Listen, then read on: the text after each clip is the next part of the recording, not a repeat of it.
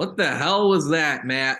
What the hell? The last week of Indiana basketball was tragic, disastrous, catastrophic. You can put whatever terrible word you want to put to it.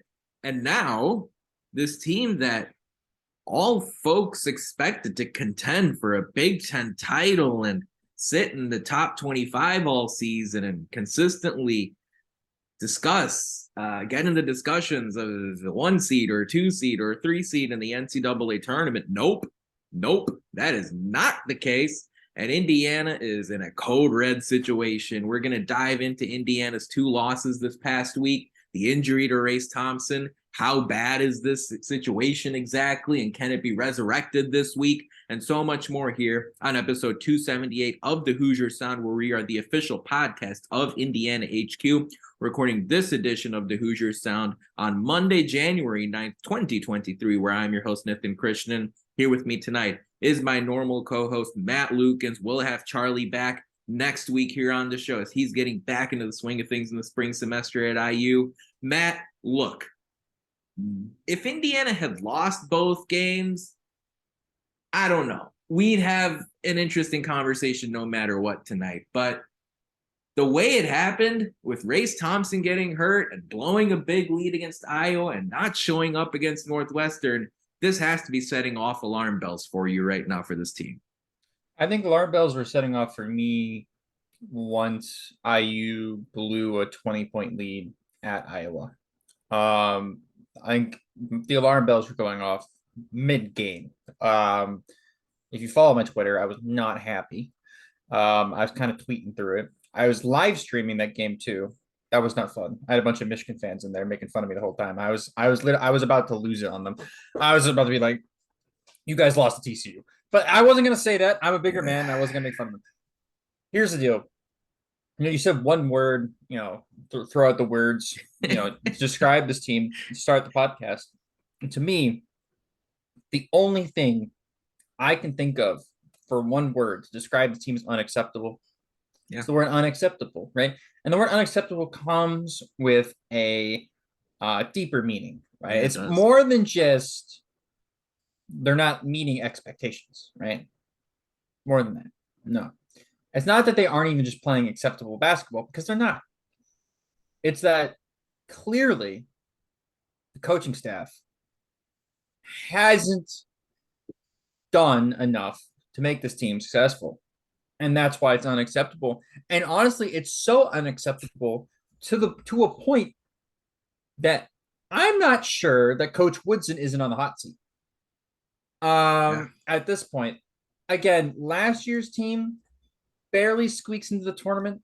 They pulled it out at the end. I thought the coaching staff did great with what they had down the stretch last year.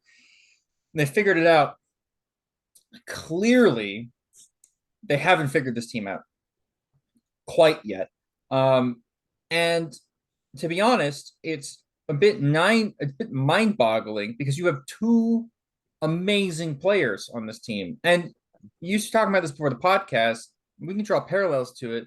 That Romeo Langford, Juwan Morgan year, it's the same deal. Again, and the thing that's common between those 2 teams is coaching staff is underperforming. The coaching staff underperformed the Romeo Langford year. They didn't get the pieces they needed in, and they didn't play an acceptable version of basketball that was allowed them to win games. And if they won games, they won it close because they couldn't put teams away.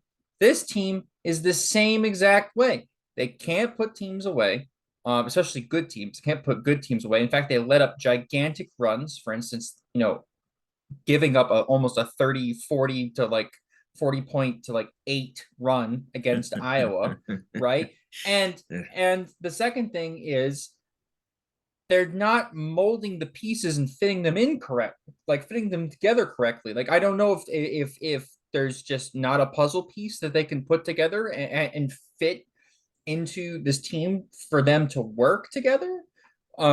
or what it is. Like, I saw them resorting to zone against Northwestern at home because nobody can play defense. Like, I thought we brought in Mike Woodson because he was a defensive first head coach, and all of a sudden his teams can't seem to play defense.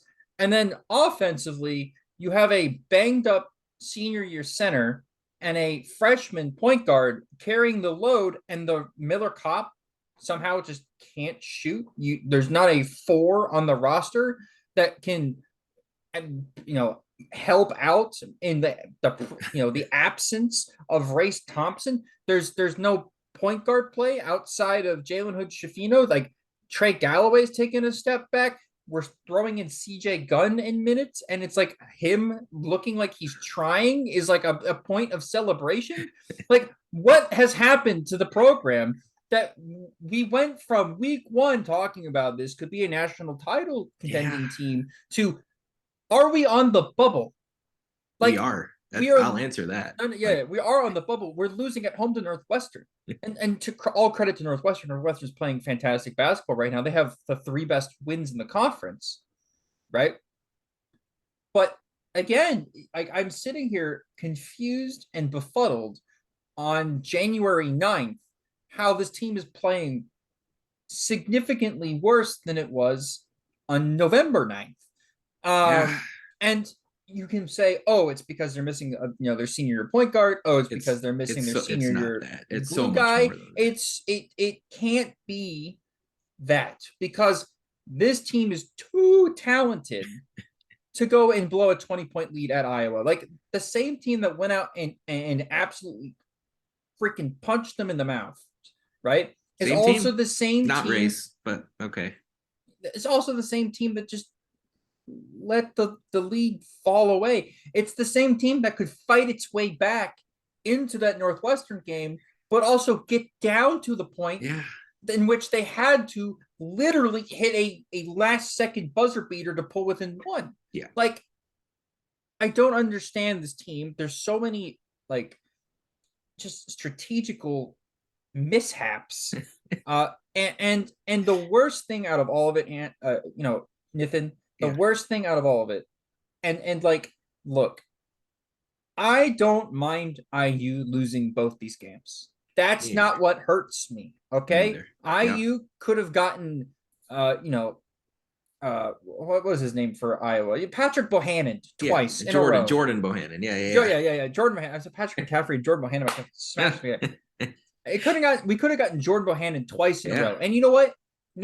I would have lived with that. You know what? Good teams get the best shot from their opposing team, and that happens. But this team is soft. They're soft. And you know what? Rutgers is right. They don't try. They don't look like they're trying. They don't hustle. And even when they are hustling, it's like fake hustle. Like, it's like I'm going to dive for a ball, and I'm just going to do the Iker Casillas, as I call it, and throw my body all over the ground. It's like you hustle with a purpose. Like, I'm going to lay out and get this basketball, and I don't care if my chin hits the floor. I don't care if I bruise both my elbows. I don't care if my head hits the stanchion. I'm going to grab this ball, and this team doesn't have somebody that's willing to do that outside of Trayce Thompson, who's sidelined right now. Yeah, and I'll give Trey Galloway some props there. I do think he brings an energy and a toughness to the table. I'm always going to salute Trayce Jackson-Davis. I think he's the one right now who's playing at a completely different heartbeat right now than the rest of the team. He's injured. He's at like 40%. Every time I'm trying to eat a cheeseburger and I can't. Like, you can see him. He's not. He looks like an old man. He looks like my dad. God bless my dad. He's 65, who gets out of his desk chair from sitting down for 4 hours and holds his back. Yeah. Well, he fell to the ground against Northwestern. Even Stephen Bardo was like, oh, my goodness. Like, there goes Trayce again. He's wincing. He's holding his back. He held his back with the hand against Iowa on Thursday night, too. And again, with that, he is clearly playing harder and with a different level of passion than almost everyone else on this basketball team right now. And, you said Mike Woodson might be on the hot seat. The one thing I'm going to say is that right now you can have any opinion about this men's basketball team and you could probably defend it. Like you could sit here and tell me with a straight face this team will figure things out and make the Sweet 16 or pull a North Carolina like the Tar Heels did last year. And I'd be like, you could, as long as you pitch a story, a convincing, you can believe it. You could also say this team, like the 2018-19 team that Matt referenced a moment ago with Romeo Langford, this team could absolutely lose 7 in a row in Big Ten play, lose 12 and 13, and see themselves in the NIT. I think there is a very wide range of possibilities for this men's basketball team. And as you talked about, Matt, all the strategic mishaps, I'm going so much further than just 2 guys getting injured. I understand Xavier Johnson and Race Thompson were critical pieces of this team. Absolutely. But you went out, and the coaching staff is the you I'm referencing here. You went out and you recruited a really talented class in the first offseason before your first season, and a decent second recruiting class that had Jalen Hood-Schifino and CJ Gunn and Caleb Banks and Malik Renew. And right now, that depth is not bringing what they need to bring to the table. That's shocking given where this team was in the first part of the year. And I'm sitting here and I'm asking, Jordan Geronimo, you've been here for 3 years now. Where's your contribution? Malik Renew, why have you regressed since the start of the year? And frankly, Mike Woodson, why haven't Anthony Leal, Caleb Banks, or Logan Duncombe seen the floor in the slightest bit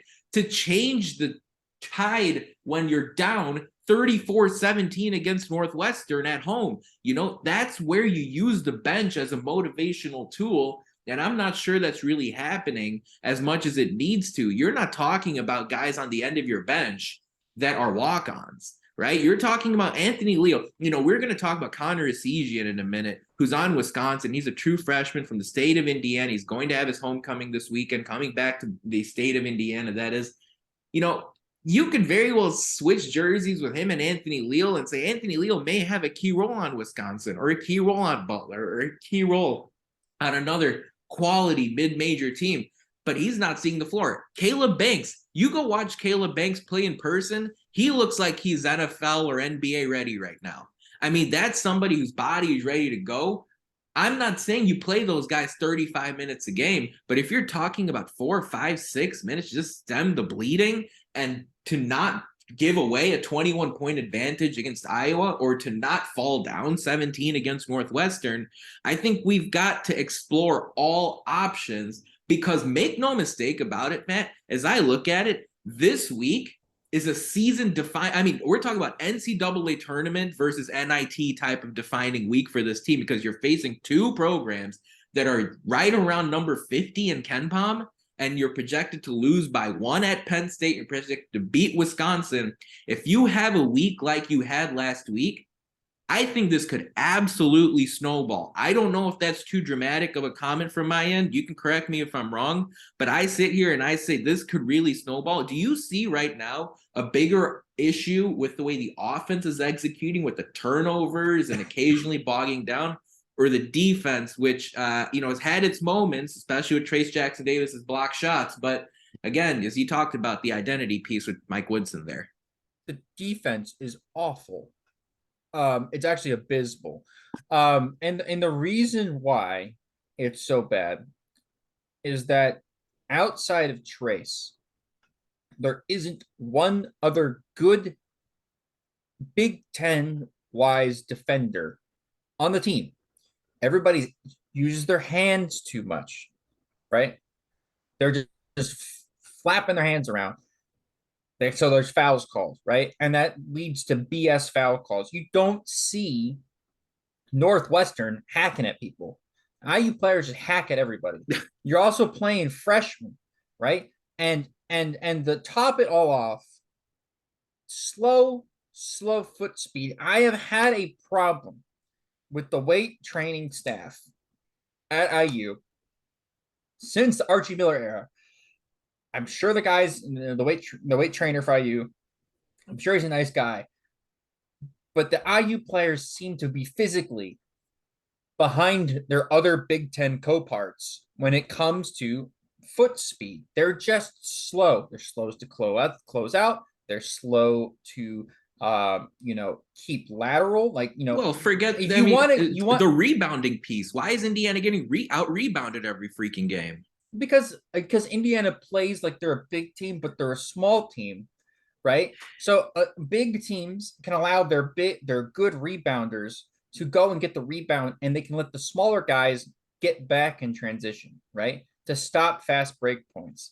That's how Purdue does it, right? Because Zach Edey can get in a rebound like that, and they leave Mason Gillis up there, and then everybody else comes back, right? But Indiana does that, but their best rebounder is Trayce, who, don't get me wrong, is a good rebounder.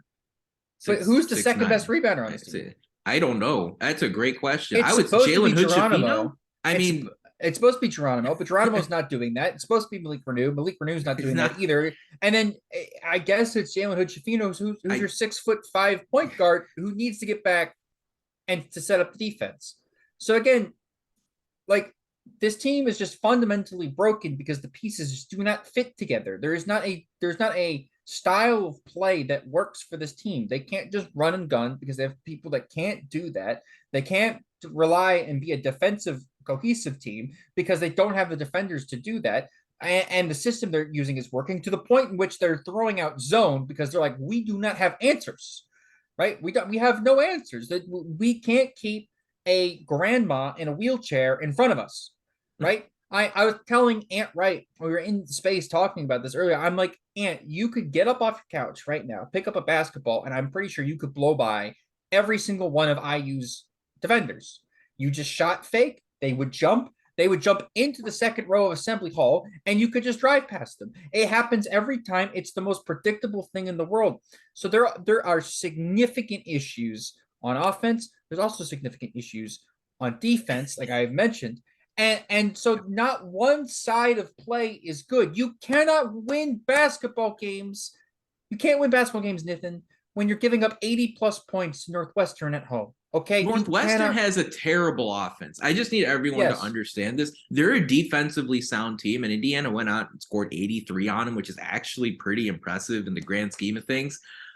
They are an atrocious 31. Northwestern scored 57 against Ohio State. They scored 63 against Brown University out of the Ivy League. They scored 66 against Liberty, 58 against Pitt, 42 against Auburn, 60 against IPFW at home. And they scored 84 at Assembly Hall. I mean, I agree with you, Matt. The defense is the bigger problem here. But frankly, the answer to the question, is the offense or defense worse? The answer is yes, right? As far as all facets are a problem. I mean, from an offensive standpoint here, the turnovers are ridiculous. It's one thing if defenses are getting in their hands in the passing lanes and really forcing issues here. But I'm talking about 10-second violations, which is what we saw against Iowa. I'm talking about really silly passes and crunch moments. When Indiana's making a run, you see a ridiculous. I saw Miller Kopp make a silly turnover. I saw Jalen Hood-Schifino commit silly turnovers in the first half against Northwestern. I saw players slipping and sliding, and the balls crashing all over the place in the half-court offense. I mean, what are we watching here? And I understand, like, to some degree, the Big Ten's going to make life difficult.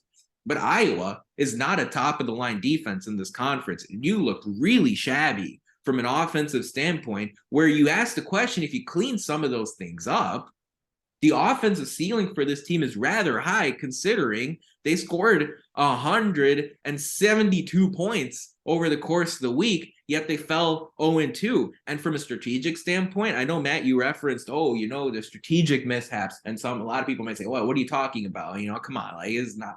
Okay, Miller Kopp scored in double figures frequently earlier in the season. We were talking about someone who was a newfound dynamic piece to this offense. He went out, and against Rutgers, he scored 21. Nebraska, he scored 13. Arizona, he scored 14. And I really sat here and thought, wow, Indiana right now is a ranked team that if they can easily integrate Miller Kopp into this offense as a double-digit point scorer, you can really unleash some Final Four upside with this Indiana team. And against Northwestern, when Indiana was trailing the whole game, Miller Kopp managed 2 shot attempts That's all you're going to draw up for your 40% 3-point shooter, who, against by the way, his is ex-team, who's facing his old team? Are you serious? Like, that's the methodology here. And I'm sitting here and I'm saying this Indiana team shooting 38% from three on the season, shot 50% from three against Northwestern, had a really strong performance from the perimeter against Iowa. Why isn't this team taking more 3-point shots? Like, you shouldn't have two podcasters bring up these conversations in the background, right? These should be talked about between Mike Woodson and Kenya Hunter and Brian Walsh and I'll give you the answer. I mean, come on, like, what are we doing here? I'll give you the Stop answer. feeding the post as a crutch when you've got such sharp shooters all over your team. When Xavier Johnson went down, this team lost all of its playmaking, all of it, right? So the amount of responsibility Xavier Johnson had in order to run plays and know when guys are getting open on what set was enormous, right? I'm guessing that since Jalen Hood-Schifino is also a point guard, sure, they were also running the same things. But Xavier Johnson, again, seasoned veteran, has played with most of these guys before, knew how to get guys the ball when they needed to get the ball, right? And that's why you saw Miller Kopp having more open looks, right? Because it was always Xavier Johnson, who has a very high assist to turnover ratio, and it creates some of the best shots in the country, was doing that for him. He hasn't been able to step up in the absence of his facilitator, right? And therefore, now you're seeing the weaknesses that these players have. This is why Miller Kopp probably didn't have a great time at Northwestern until he got to IU. Because, again, they didn't have an elite shot creator. They did not. A facilitator on their team while he was there. He needs that. Otherwise, he is useless because he cannot create a shot for himself.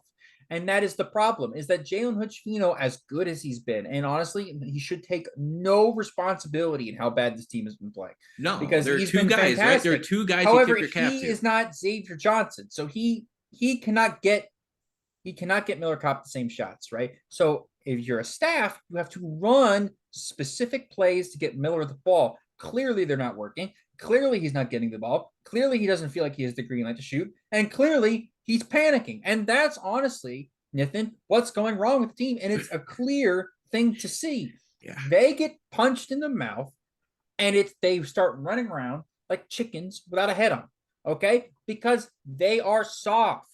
It's a soft team, and teams take the personality of their head coach at the end of the day, right? You know, the fighting Steve Pikiels at Rutgers, right? Not soft.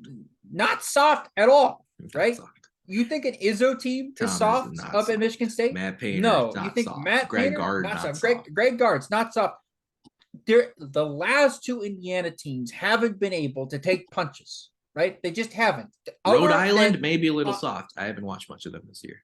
Other than, yeah, they've been a little, but other than 3 weeks in late April and early, not even 3 weeks, like a week and a half in late April, early March last year. Late March, late March, mid-March, late March. Mid-March. Yeah. Did IU show any ability to take a punch at all?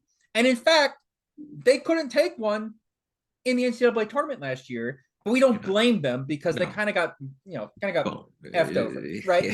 Again, they kind of got messed up. That's on them. But you're right. It was the previous sort of 4 or 5 games where really that's what they showed for the first time. And that was the problem with the team all last year. Yeah. All last year is they will give up these gigantic runs and you sit there and go, just take a timeout. Take a timeout. Well, do something. Play other players. Take Trayce and move them to the do something else, right? To kind of throw the other team off. And clearly this year it's still the same problem. It was a problem against Kansas. You literally got ran off the court in the first 5 minutes. It was a problem against Arizona. You almost came back, but still couldn't do it. Guess what? You almost came back against Northwestern, couldn't do it. You got absolutely collapsed upon in the Iowa game. These are games you should not be losing. You get ran out of the rack. You don't even look like a semblance of the same team. No. Like, again, most of the stuff has happened with Xavier Johnson out. right? Other than the two or Jalen Hood-Schifino out. or Jalen Hood-Schifino out.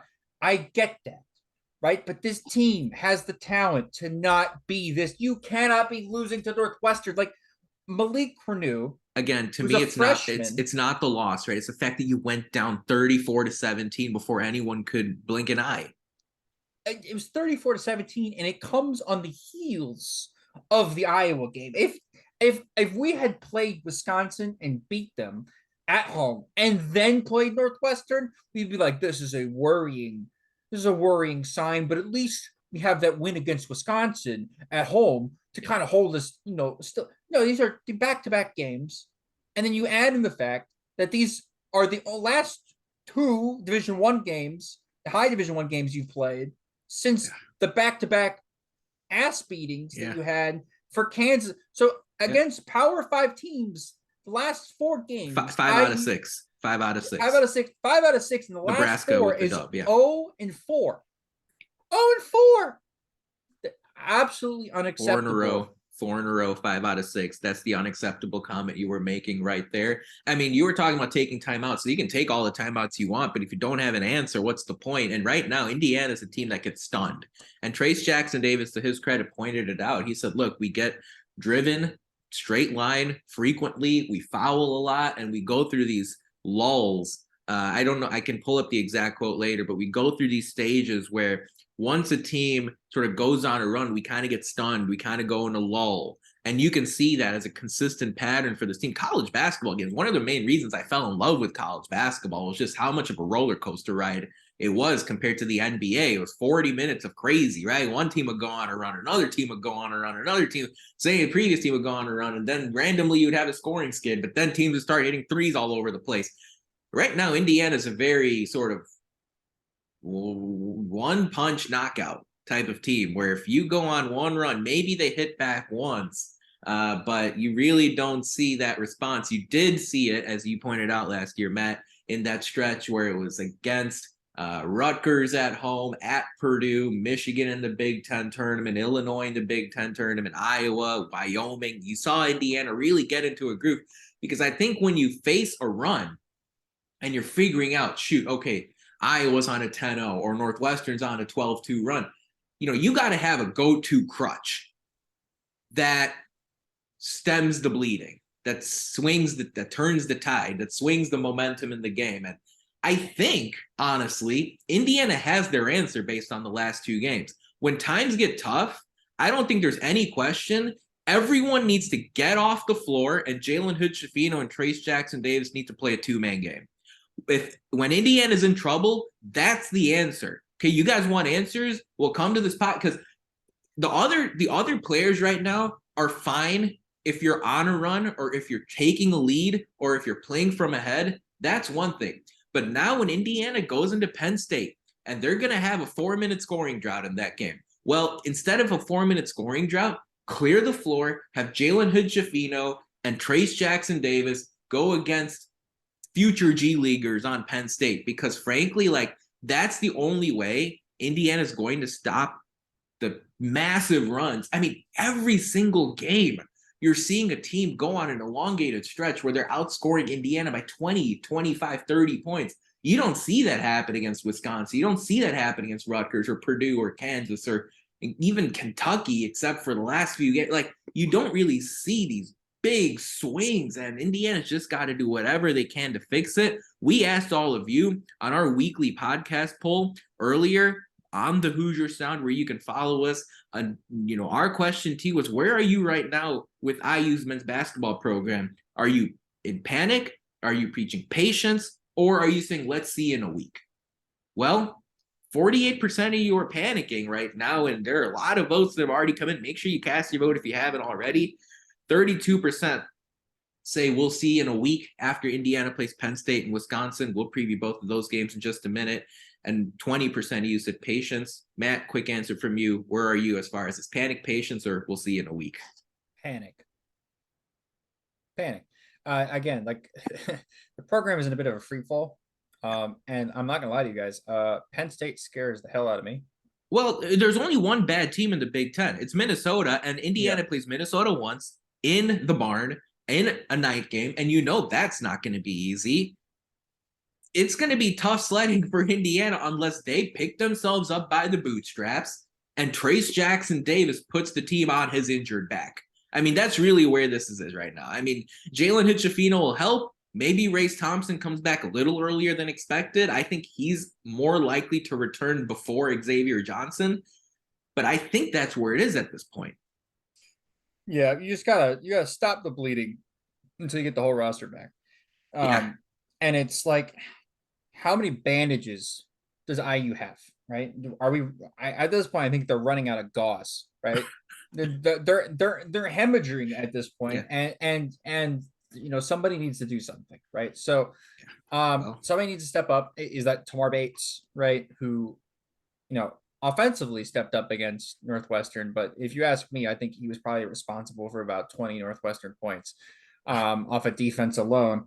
So do you give Tamar Bates 30 minutes and just play the roulette game? I mean, like, is that an answer here? You don't have a choice, Nathan. You don't like there's not another answer on the roster. Like, God bless Anthony Leal. I don't think Anthony Leal's the answer, right? Yeah. You could try him. I would respect you. That's all I'm saying. To throw him in there. I just want to be clear. My points on Leal, Banks, and Duncan. I'm not saying 30 minutes. I'm just saying 4, 5, 6 minutes as tide turners, especially when the guys you're consistently playing give up huge runs, right? That's all my point was there. Yeah.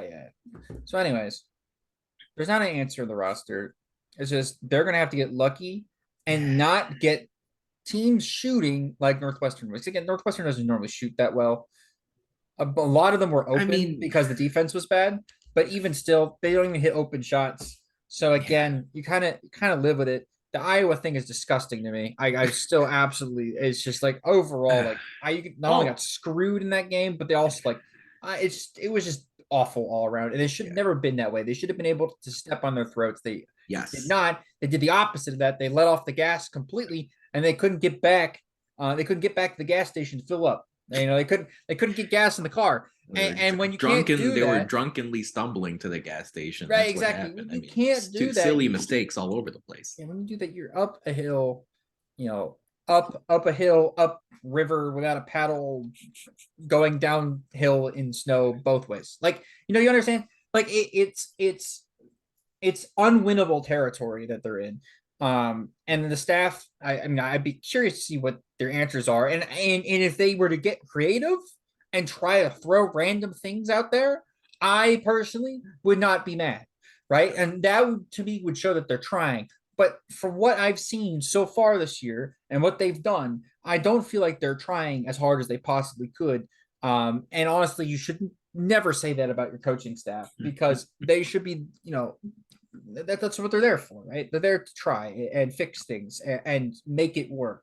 And honestly, if at the end of the year we miss the NCAA tournament with this team, with an all-generational player, right? I am all aboard that Woodson needs to be out. I don't even care that it's year 2. That's just unacceptable results. Yep.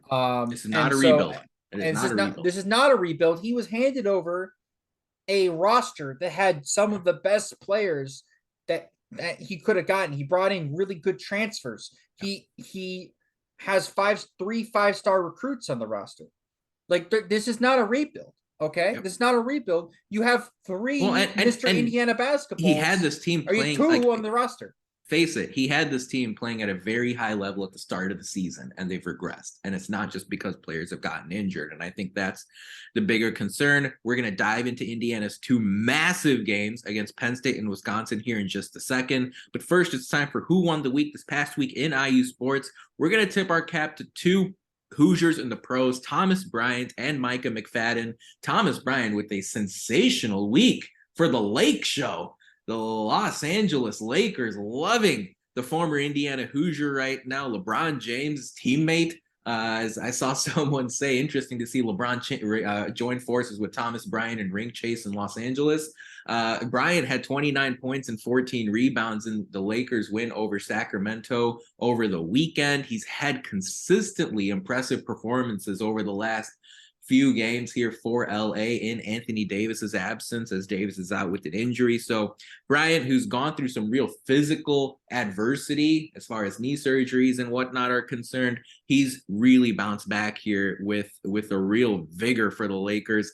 Micah McFadden on the playoff-bound New York Giants. The Giants had not made the playoffs in forever. Micah McFadden joins the team, and look what happens. McFadden took down Jalen Hurts on Saturday as far as his second career sack in the NFL. McFadden had a bunch of tackles. He got a lot of playing time as the Giants rested some of their main starters. The Eagles won the game, as Matt, I'm sure, would like you to know. However, the Giants ended up getting a good performance out of McFadden, and we'll see if McFadden can make a big play or two against Minnesota in the wild card game coming up. Of course, we also have to salute Grace Berger, and it was great to see Grace Berger back on the court for the women's team. And shocker, with Berger back, Indiana absolutely curb stomped Northwestern at Evanston on Sunday afternoon, absolutely crushing the Wildcats 72-50. Berger, again, got into the flow of the offense, and you're now seeing a more full team. Mackenzie Holmes making the Big Ten weekly honor roll. The Hoosiers stayed number 6 in the AP poll, and they have a fantastic stretch of games coming up. Thursday night, home against Maryland. Get to Assembly Hall if you can. It's a 6:30 tip, a TV game there. I believe it's going to be on Big Ten Network. The Hoosiers also face top 25 Illinois and Michigan in the days to come, too, before Ohio State comes to Bloomington on Thursday, January 26th. Folks, a reminder, if you'd like to subscribe to our podcast for free, all you have to do is search for The Hoosier Sound wherever you listen to podcasts. Stay up to date with all of our information by following us on Twitter at Indiana HQ and at The Hoosier Sound. This part is important. If you enjoy our show, leave us a review. Tell a friend, share our links. Your support really helps us grow this podcast and reach more passionate IU fans such as yourself. Okay, Matt, Indiana heads out to Penn State on Wednesday. It's going to be a boring, sleepy crowd in Happy Valley. You know how it is at the Bryce Jordan Center. 7 p.m. Eastern tip on Big Ten Network. Brandon Gaudin and Stephen Bardo will be on the call. Penn State is 54th in KenPom, 36th offense, 85th defense. They played a very slow tempo with second-year coach Micah Shrewsbury. Purdue beat them 76-63 in Philly on Sunday night. This is basically a bubble battle, Matt. KenPom has this is the nail biter. You know Jalen Pickett's the big man on campus for Penn State. How does Indiana slow him down and slow down the Nittany Lions overall? Because as we talked about, the defense for IU has been an absolute mess. I'm terrified. There's not a single person on IU's roster that can guard Jalen Pickett. If you don't know who he is by now, you haven't been watching Big Ten basketball. He is basically like if Russell Westbrook went to Penn State, quite literally. He's so good. He's so ball dominant. He hunts assists. He hunts rebounds. He's basically like it's hard to be a triple-double machine in college, but if there ever was a close to triple-double machine, it would be him. And everything runs through them. They shoot a billion threes. Yes. And they hit a lot of them. They're very good at shooting them. And on top of that, they don't really have a center. So this is a very weird style of basketball, but we've seen this before when we played Kansas. They're going to run the same kind of defense. They're going to blitz Trayce when he's in the post, and they're just going to play through Jalen Pickett, and they're going to shoot over IU's defense. And guess what's going to happen? They're going to lose. IU is going to lose this game, and you guys are going to be very unhappy about it. But this is a game that I thought IU was going to lose even when they were good. Because again, this Penn State team plays a style of basketball that is so hard to counter. And IU especially doesn't have the ability to counter it at all. So sorry, everybody, but I think this is going to be a loss. Yeah, and I mean, I think about the other side of the ball. You know, you can say, yes, Trayce Jackson-Davis will go up against guys that are smaller than him, less talented than him. At the end of the day, though, I'm not really sure how much of a difference that's going to make. Frankly, this might need to be a game where Trayce Jackson-Davis goes for 30, 35 or more, because, you know, from a perimeter standpoint, you know, if you say Jalen Hood-Schifino and Jalen Pickett are going to go one-on-one, I don't know if that's going to be the game plan, but if that's what Indiana chooses to do, he can't guard him. And that's no offense to no, Jalen Hood-Schifino. there are not too many people that can. And I don't know. I think Mike Woodson's going to opt to put either Hood-Schifino or Trey Galloway and see if that works. 6'4", 200-pound combo guard with Pickett. We'll see how that happens. And let's face it, guys, Penn State shoots almost as many threes as anyone in the country as far as a percentage of their field goal attempts. And Indiana's major defensive weakness is guarding the perimeter. And zone isn't going to work in this game. Like, let's face it, you've got to win man-to-man. And I'm not sure Indiana is going to be able to control Penn State from beyond the arc in man-to-man fashion. If it happens, you'll say great. And maybe Penn State runs into a bad night as far as an unlucky night from three, and they shoot 10 for 35. And you sit here and you say, oh, hey, look, Indiana got a break. It's possible. We'll see if it happens. Matt, as far as from the Indiana standpoint, who are one or two Hoosiers you're looking to step up in this ballgame? I feel like somebody on the wing has to step up. So maybe Trey Galloway defensively figures out how to kind of guard Pickett in a way. Geronimo maybe throwing in some minutes at the 4. IU will probably have to play a little bit smaller against Penn State.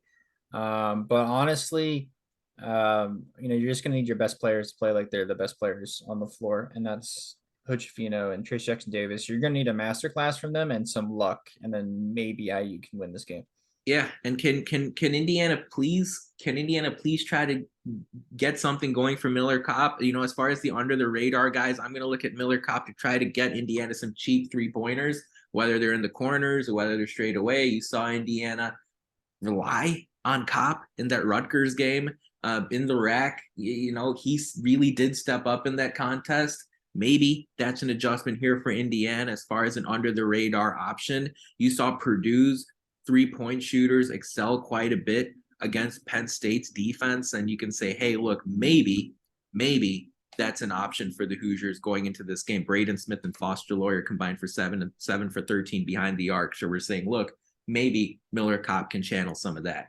Matt, as I mentioned a moment ago, Penn State does play slowly. They're better on offense. They're a little worse on the defensive side of the ball. Ken Pom has it 73-72 in favor of the Nittany Lions. I've called this basically sort of a bubble battle, where the team that wins is going to have a really important win on their resume. I mean, Penn State's not a bubble team, though. Penn State to me is actually an NCAA tournament team. You think they're in? They're in. They're okay. Good. All right. And hey, so at the end of the day, who do you think wins this game and by how much?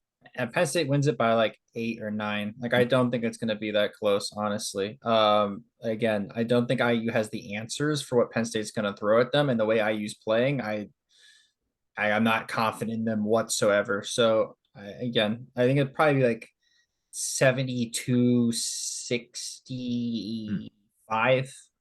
Something like that. It's not going to be. It'll be a close game in the final score, but it's not going to be that close. Penn State's going to control this. Yeah, let's make that clear too, folks. Of the Northwestern game, I mean, that really should have been a 10-point difference. Yeah, it should have been more than that. They completely played us off our home court. I'm going to take Indiana in this one. I think Penn State actually does run into a bad night shooting, and I'm not sure how much copium Indiana's defense is going to play a role here. I think it's going to be really close. I think it's going to be really tight. I just feel like a road game like this could be one where Indiana comes together. Everyone is down on this program right now. So it is really up to the 8 guys or 9 guys in the rotation and those coaches right now on the sideline to, again, get up off the mat and figure something out. I think Indiana's going to win this game 71-69. I think Indiana's going to play a little bit better defensively. I think they're going to respond. I'm not saying Indiana's going to go out and win by 40. It's not happening. But again, expecting a close game, bit of a dud of a crowd. I'm not expecting Bryce Jordan Center to be filled to the brim. Shocker. I'm expecting Indiana to maybe pull out a close one and stem and just get the season a little bit back in the right direction. If I'm wrong, well, it wouldn't be the first time. So that's how we see this game go as far as Penn State on Wednesday. Folks, don't forget, there are 2 Big Ten games this week. We're going to talk about Wisconsin on Saturday afternoon and Bloomington here in just a moment. But first, it's time for a social media shout out. There's a lot to pick from, but I'm actually going to stay with one of the opponents in this Indiana Penn State basketball game. I'm actually going to talk about Micah Shrewsbury, who had some very pointed comments towards Big Ten officiating in his post-game conference. For those of you that say, oh, Indiana fans are the only ones that complain about refs in the Big Ten, that's just not the case. You're seeing other coaches and other programs really get affected by this. Shout out to Noah Riff, R-I-F-F-E, who posted the video, John Sauber, S-A-U-B-E-R, who posted the full quote. But Shrewsbury basically said, the Big Ten coaches don't call him by the right name. They call games differently in the first half compared to the second half. And he gave Purdue credit for the Boilermakers win on Sunday, but he's talked about getting frustrated. He's talked about getting kicked out if he needs to get kicked out. He wants his program to get some respect. And at the end of the day, if the referees aren't treating both teams with respect, then what's the point? And so you saw the really tempers flare in the Indiana-Iowa game on Thursday. And you're seeing other coaches and other programs really speak to this. So shout out to Micah Shrewsbury. I know it's frowned upon to speak about officiating in post-game press conferences. So, you're seeing now a little bit of growing frustration across Big Ten coaches in the conference. And hopefully that results in something. We'll see if that happens here over the rest of the season. I'm not holding out that much hope. Real quick, folks, just to shout out our socials all across different media. Indiana HQ is where you can find us on Twitter, Facebook, and YouTube. On Instagram, we're not Indiana HQ, but what are we, Matt? Indiana.HQ. Exactly. You can also find us at the Hoosier Sound, wherever they're Twitter, Facebook, YouTube, and make sure you like and subscribe and follow us and comment or share our links and all that I talked about a moment ago. That's exactly the kind of growth that helps our podcast compared to some of the bigger ones that you may be listening to. Matt, Wisconsin comes to Bloomington on Saturday. This is going to be a 1 p.m. Eastern tip on CBS. Hopefully, Indiana doesn't wait half an hour to get things going like they did against Northwestern in their previous home afternoon start. Wisconsin's a top 25 team, 11-3 on the season, 3-1 in Big Ten play. However, they are coming off a 79-69 loss at Illinois that did not have their preseason all Big Ten big man, Tyler Wall, in uniform. They are home versus Michigan State Tuesday night. But right now, the computers had them at 51st in KenPom, 99th rated offense, 22nd defense, very slow tempo, one of the slowest tempos in the country as far as Wisconsin is concerned. They're coached by Greg Gard. We're talking about a team that is typical Wisconsin. There are about 8 guys to play, 3 or 4 get the majority of the scoring. Matt, Tyler Wall, as we talked about, day-to-day, not playing against Michigan State. We'll see if he plays against Wisconsin. How much does Wall's absence or availability affect this game as far as Indiana is concerned? Wall is to what IU, like Trayce Jackson is to IU. Like they go where he goes. So if you think about it that way, they're missing their best player, which he is. It's undeniably so.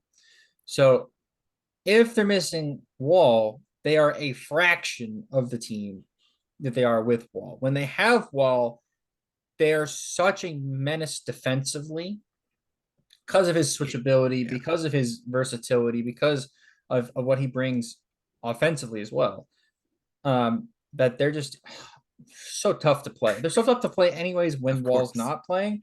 But again, what you're going to get from Wisconsin, charges, just the annoying little things, right? Fouls, and they annoy the hell out of you.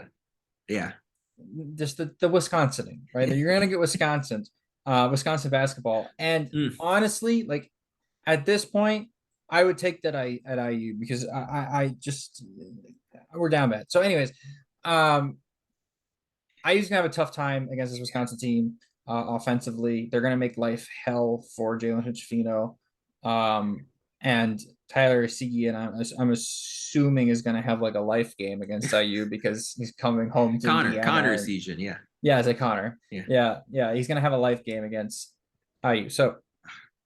I'm not confident in this game either, to be honest. And I think Wisconsin does play tough. I don't think they're as good as people think they are, but even still, I think they're a tough team. And so again, for me, with Wall back, I don't think this is a very close game for IU. I think this is another tough game where you're just IU's can't play well at all, like they're suffocated basically by this other team's defense, or if they don't have Wall, I still think they're going to find some performance somewhere that's going to just elevate them. Because again, I just don't think this IU team has it in them to stop players from being confident. And clearly somebody on Wisconsin is going to get hot because it's just what happens every single IU game. I just feel like this is a loss again, Nathan. So and maybe you disagree with me, but No, I don't.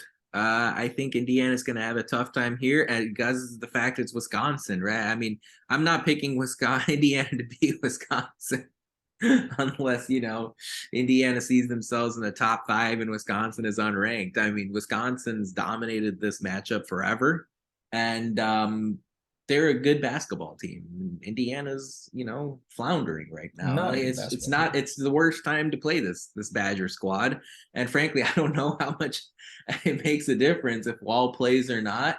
That's just a mentally just impossible team. I mean, they are so tough between the ears, and they're not gonna shoot the lights out. They're not gonna throw 100 points at you, but they know who they are, and they do it well. And right now, Indiana's just I have a tough time seeing Indiana beating Wisconsin. And remember, we saw in the pandemic year, the year that COVID-19 stopped everything before the NCAA tournament, Wisconsin came to Assembly Hall, clinched the Big Ten title. Last year, we saw 2 crazy games, and Wisconsin won them both. We saw Indiana take a big lead in Madison. Wisconsin came back and won. And then in the game where Indiana really needed to cement their NCAA tournament fate before a crazy Big Ten tournament run, Wisconsin came to Assembly Hall and Johnny Davis went crazy. And yeah, Johnny Davis isn't there anymore, and neither is Brad Davison. But let's face it, like, this Badgers team is prototypical Wisconsin. So, Matt, I sit here and yeah, look, Indiana is going to have to be the more desperate team. You've said who you think wins this game, but how much do you think Wisconsin wins by on Saturday afternoon? Like I think Wisconsin wins by like 12. It'll be like 62-40, 60-50. Yeah. Great. KenPom does have Indiana winning this game 70-64, and I'm actually going to say Wisconsin wins by the flip. I think it's going to be 70-64 Wisconsin. Wisconsin does struggle to shoot free throws, but again, Indiana struggles with that perimeter defense, and Wisconsin takes a bunch of threes. Yeah, they play slowly, but in Wisconsin takes a bunch of threes and they make a bunch of them. And also in this game, Wisconsin is going to have an extra day of rest. They play Michigan State on Tuesday. You could be facing a fresh Tyler Wall coming back from his injury. Indiana would have a long flight home coming from Happy Valley. And of course, it's basically a 2.5 day turnaround going into that 1 p.m. game on Saturday. So Matt has us going 0-2 this week. I have Indiana going 1-1. We'll see how the Hoosiers do. If we have to eat a bunch of L's next week and the Hoosiers go 2-0, well, we'll be more than happy to do so. Matt, as we wind down on this Monday night, what are your final thoughts? We talked a lot about men's basketball. You want to have any closing thoughts there or about anything else going on in the world? Look, I know men's basketball is bad, but if you haven't been paying attention to the women's team, shame on you. They're so good. They just got their best player, Grace Berger, back. And again, they're not soft. So I would watch them in the meantime. And if the men's site starts going south, don't take it out on the players. Yeah. It's not the players' fault. If you want to tweet about Coach Woodson, go ahead. He can take it, but don't tweet about the players. We saw Trayce getting letters, right? It's like, let's not do that, right? So again, the staff has to do a better job, and the women's staff is doing a fantastic job. So watch both, but for 2 different reasons. Yeah, and frankly, if you ask me, don't tweet Mike Woodson either. Like, what's the point? Like, okay, Indiana loses. Feel free to tweet out that you're. It'd be kind of funny to tweet Mike Woodson. It's fine. He's not going to pay attention to it. I mean, he's just tweet. His daughter will tweet back at you. Who, by the way, is an awesome human being. I met her in Las Vegas. She's great. But, I mean, yeah. Look, tweet out frustration and whatever you want. Like, you're more than you're more than fair to do that, but don't.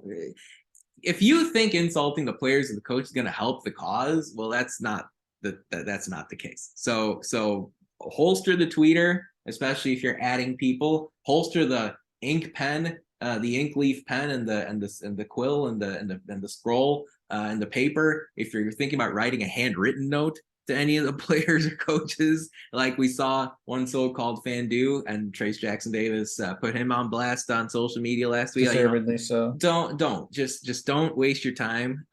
It doesn't make a difference. It's only going to hurt the cause. As you saw, it hurt Trayce Jackson-Davis, his mojo and his mindset, and it's not worth it. Toxic. So it's just not worth it. So don't waste your time on that sort of thing. It doesn't look good to the public, and it doesn't look good to people outside of yourself. So don't waste your time doing that. Just tweet angrily at me. Take your anger out on me. My Twitter handle's right here. If you don't like what I'm saying, follow it. One, then two, tweet at me. Do that. Do that instead of yelling at the players. I'll take all the verbal abuse. It's fine. I'll just turn off Twitter for a couple days. It's okay. I can take it. I'm a man. I'm 40. Don't tweet at them. Yeah. Great reference. 40, though. Great reference. Tweet at MD Lukens 101 or tweet at Indiana HQ if you really need to. Sound. Yeah, or at the Hoosier Hoosier Sound. If you really need to, really need to throw a mention in there, we'll take it. Also, just before we wrap up, shout out to Tom Allen, the IU football program. It's getting dark good days. Transfers. It's dark days right now, but the only way you can really turn things around is by supplementing your roster and building your team. And trying to maybe approach it in a slightly different way. I'm curious to see who they get at quarterback, but Tom Allen has noticed that trench play was a problem, and he's really fortified it with a few transfers there, in addition to the wide receiver position, running back position, in addition to his 2023 high school recruiting class that's coming in here. So look, it's obviously always an uphill battle with the IU football program, but you got to at least take care of your stuff, your responsibility, and Tom Allen's doing that, and the assistants are doing that. Casey Teagarden involved, it seems, in a few of these transfers as well, so nice to see that. And we'll see the quarterback. Hey, look, Indiana's talked about a dual threat quarterback in the system. We'll see if they make it happen. That about wraps it up for our 278th show of the Hoosier Sound. Thank you so much for joining us. We really appreciate your support. To hear more fantastic episodes like the one you heard today, be sure to follow us at Indiana HQ and at the Hoosier Sound to make sure you don't miss any in the future. You can also go to our website, indianahq.com, to find it all in one place. But as always, thank you for listening, Hoosier Nation, and we will see you next time. Peace and love. Go Hoosiers.